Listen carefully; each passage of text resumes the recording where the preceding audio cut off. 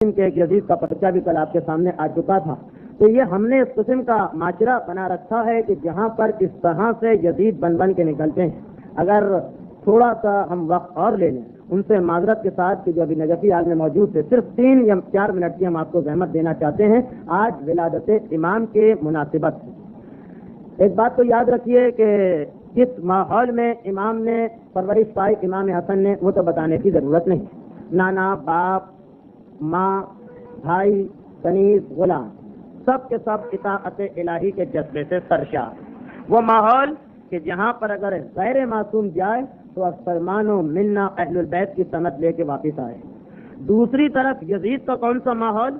یزید کا وہ ماحول کہ شاید وہ واقعہ آپ کے ذہن میں ہو کہ جب حاکم شام کو اپنی مصروفیات کی بنا اتنی مہلت اور اتنا وقت نہ ملا کہ وہ عورتوں کے قریب رہ سکتا، تو اس عورتوں سے جدائی نے اس میں ایک بیماری پیدا کر دی.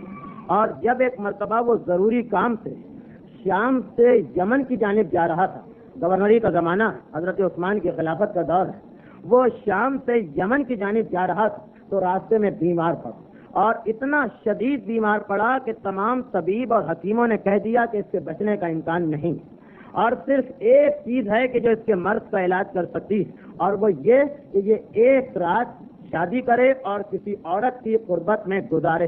صرف اتنے عرصے جو اس نے شادی نہیں کی اور عورت سے دور رہا، اس کے مرض کا علاج صرف یہ ہے کہ یہ عورت کی صحبت اختیار کرے. تو مورخین لکھتے ہیں کہ اس وقت اس کے غلام بھاگے چاروں طرف، اور یہ دیکھا کہ چاروں طرف وہ کون سا قبیلہ ہے کہ جہاں پر کوئی ایسی لڑکی ہے کہ جو شادی کے قابل. چاروں طرف بھاگے گھومے تو صحرا کے اندر کون ایسا قبیلہ ملتا؟ عیسائیوں کا ایک قبیلہ مل گیا جس کے سردار کی بیٹی میسونہ شادی کے قابل تھی.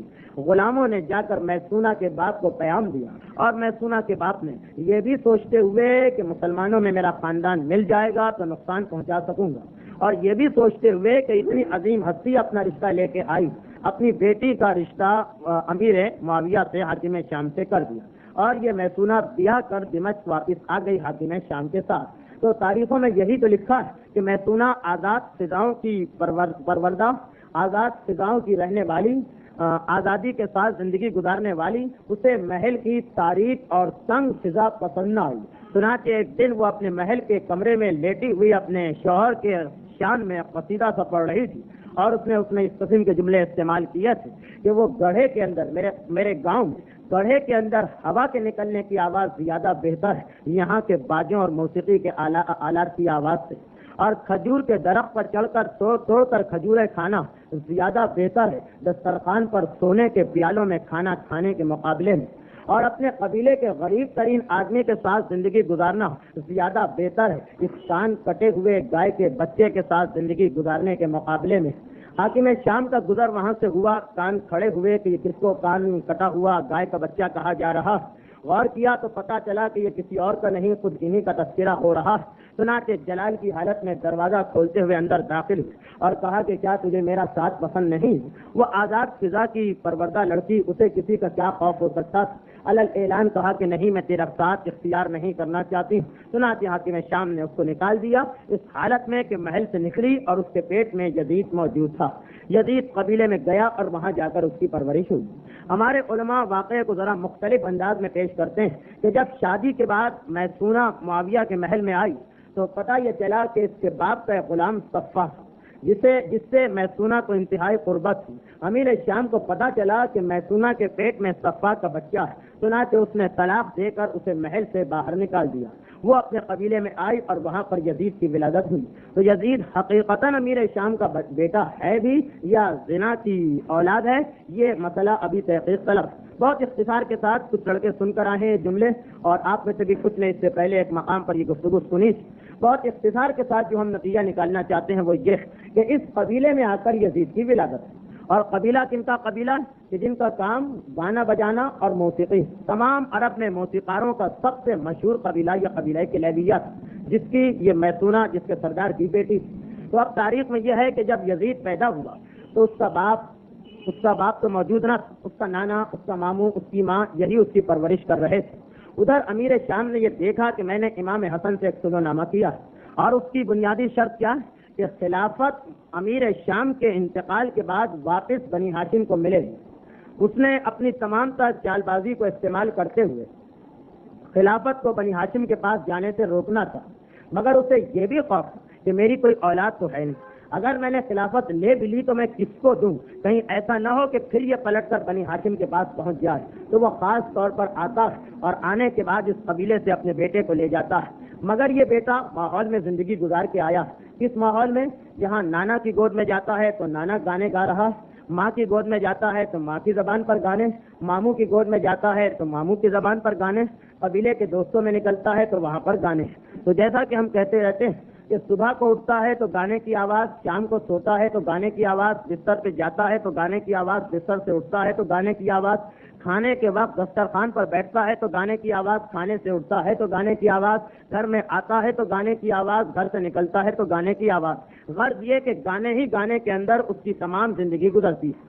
اور ادھر حسنیت اور حسینیت کا ماحول، جس میں آج کے پیدا ہونے والے امام جن کی ہم خوشی منا رہے ہیں، وہ کس ماحول میں زندگی گزار رہے تھے کہ صبح کو گھر میں بستر سے اٹھتے ہیں تو تلاوت قرآن، شام کو سوتے ہیں تو ذکر الہی، گھر سے نکلتے ہیں تو ذکر خدا، گھر میں آتے ہیں تو ذکر خدا، باپ کے پاس جاتے ہیں تو ذکر خدا، نانا کے پاس جاتے ہیں تو ذکر خدا، ماں کے پاس آتے ہیں تو ذکر خدا، دسترخوان پر بیٹھتے ہیں تو ذکر خدا، دسترخوان سے اٹھتے ہیں تو ذکر خدا، دوستوں کے ساتھ جاتے ہیں تو ذکر خدا۔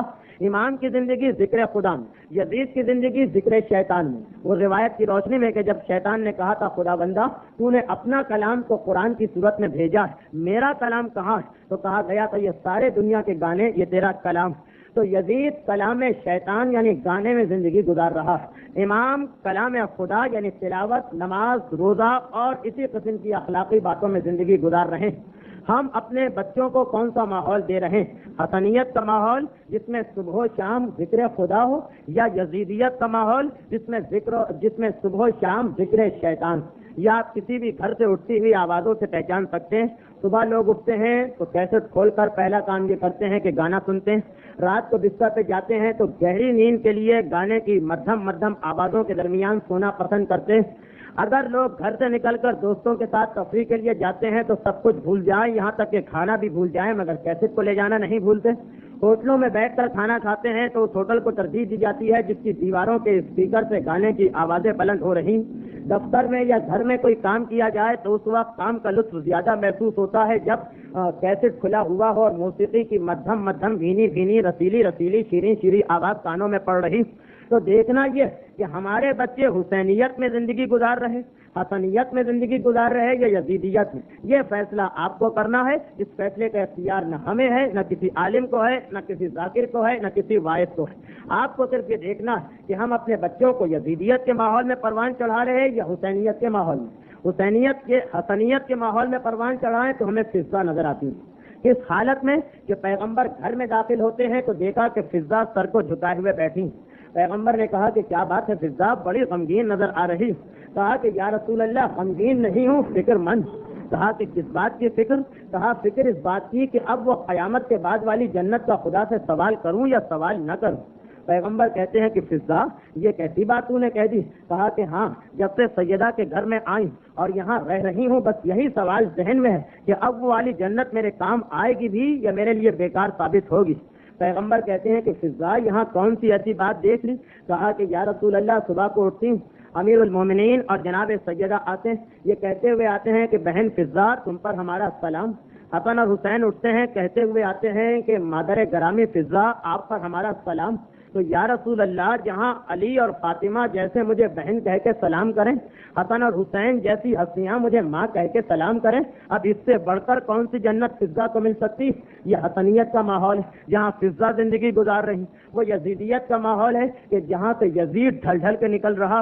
ہم اپنے گھر میں کون سا ماحول پیدا کر رہے یہ فیصلہ کرنا ہمارا کام۔ اور آج ہی اس فیصلے کی روشنی کہ آپ کو حسنیت کا ماحول چاہیے یا یزیدیت کا، آپ کو اپنے چھوٹے بھائی چھوٹی بہنیں اور بیٹے حسن اور حسین کے ماننے والوں جیسے بنانا ہے یا یزید جیسے بنانا، یہ فیصلہ کرنا آپ کا کام ہے۔